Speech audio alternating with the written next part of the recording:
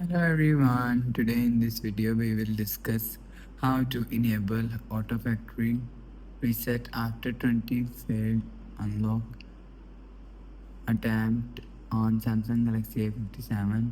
Let's start the video. First of all, go to app library. Here click on settings app. Now in settings, scroll down and click on lock screen and always on display. After click on lock screen and always on display, scroll down and click on secure lock settings. Enter your phone pin, click on continue.